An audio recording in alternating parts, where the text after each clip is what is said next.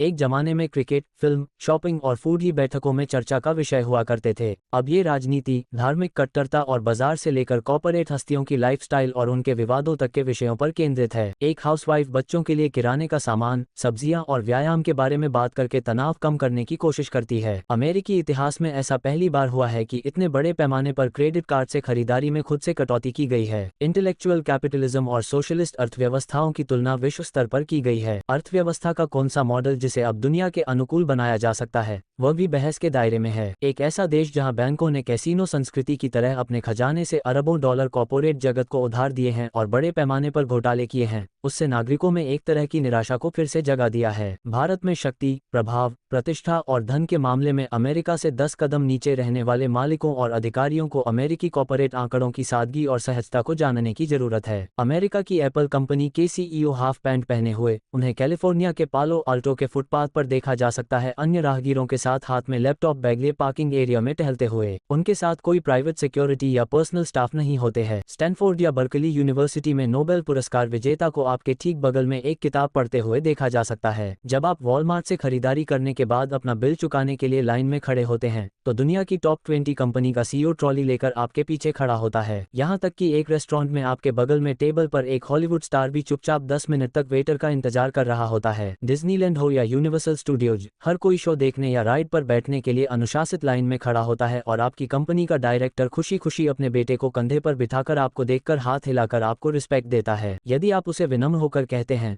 Sir आप मेरी जगह पर आगे आ जाए, तो वह उसके विवेक को धन्यवाद देगा और कहेगा कि नहीं, आप अपनी जगह पर ही खड़े रहिए क्योंकि आप मुझसे पहले खड़े हैं। अमेरिकी भले ही यह सब देखकर हैरान न हो, लेकिन जो भारतीय युवा वहां पढ़ाई और काम के लिए गए हैं, वे भारत के वीवीआईपी कल्चर के सामने ऐसी सिंप्लिसिटी देखकर सलाम करते हैं। भारत में सबके व्यवहार ऐसे देखे जा सकते हैं जैसे केतली चाय से ज्यादा गर्म है। दाएं और बाएं 3 या 4 कर्मचारियों के साथ किसी कार्यक्रम में जाना, खुद के लिए विशेष व्यवस्था और खास रुआब पैदा कराना, किसी से नजर न मिलाना और रुआब से टहलना, मोबाइल में व्हाट्सएप देखते रहना, मोबाइल फोन का इस्तेमाल कंटिन्यूअसली करते रहने जैसी मानसिकता होना आम बात है जो बाद में हो सकती है। भारत में कोई फेमस पर्सन एक सामान्य व्यक्ति की तरह शॉपिंग करने का आनंद लें या नॉर्मल लोगों की तरह लाइन में या भीड़ में खड़े होने का लुत्फ उठाते हुए नहीं दिखेगा। आप बिल गेट्स को अमेरिका में बार्न्स एंड नोबल के स्टोर में किताब खरीदते हुए देख सकते हैं, लेकिन भारत में आपको किताबों की दुकान या फूड बाजार में कोई कॉर्पोरेट व्यक्ति, राजनेता या सेलिब्रिटी और अधिकारी नहीं दिखाई देंगे। अगर ऐसी कोई मुलाकात होती है तो वे एक काफिला साथ लेकर आते हैं। ट्रैफिक जाम हो गया होगा और अन्य ग्राहकों के लिए सेवा बंद कर देने में आती है। ध्यान आकर्षित करने के लिए जिस तरह का ढोंग भारत में किया जाता है,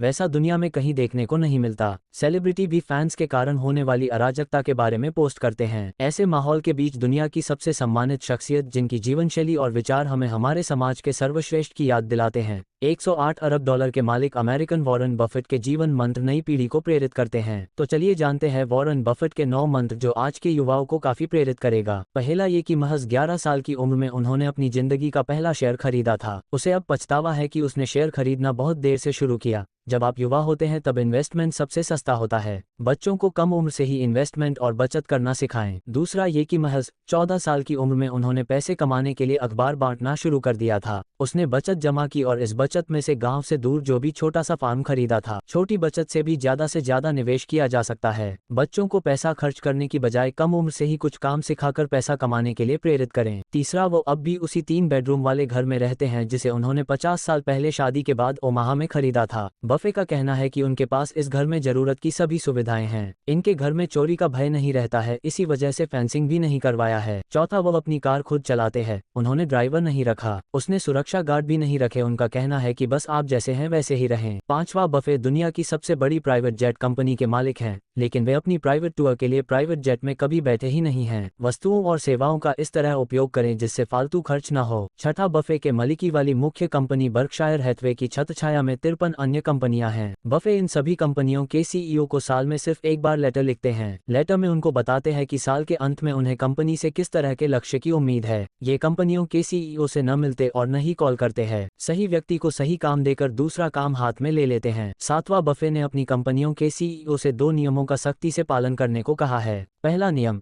आपके शेयर होल्डर का इन्वेस्टमेंट सुरक्षित रहना चाहिए।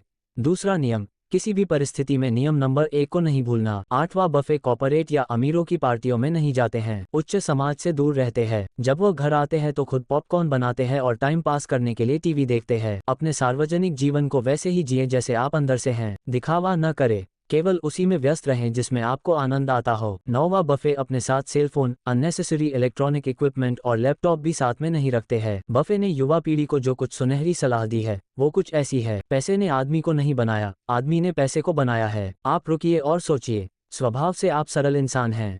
अननेसेसरी भ्रमों को त्याग कर जितना हो सके सरलता से जीवन जिएं। दूसरे क्या कहते हैं उसे सुनें।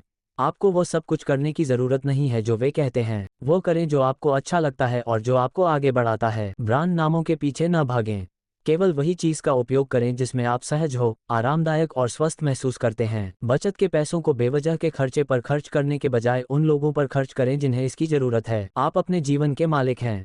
अननेसेसरी बाहरी वातावरण या लोगों की नकारात्मकता को अपने दिमाग पर हावी न होने दें, जो आपके विकास को रोक सकते हैं। एक सुखी व्यक्ति के पास सभी चीजें या सेवाएं हो ऐसा जरूरी नहीं है। केवल वही लोग खुश होते हैं जो अपने जीवन में जो कुछ भी प्राप्त करते हैं उसकी कद्र करते हैं। अगर बफे के बारे में ये सब बातें पढ़कर पुरानी पीढ़ी का कोई सीधा साधा या कंजूस व्यक्ति खुद को बफे के सोचने के तरीके जैसा महसूस करने में गर्व महसूस करता है तो बफे के बारे में ये बात भी जान लीजिए। 108 अरब की संपत्ति वाले बफे ने इसमें से 70 अरब डॉलर दान कर दिए हैं। उनकी मृत्यु के बाद सारा पैसा उनके फाउंडेशन को दान में दे दिया जाएगा। हम बफे जैसी सादगी का पालन बिना फैंसी कार, एक आलिशान घर या मोबाइल फोन के बिना नहीं रह सकते। लेकिन उनका मतलब ये है कि जब ज्यादा पैसा हाथ में आ जाए तो उसे थोड़े मौज शौक और ज्यादा इन्वेस्टमेंट में तब्दील कर देना चाहिए, या उन्हें दे देना चाहिए जिन्हें बुनियादी जरूरी काम के लिए इसकी जरूरत है।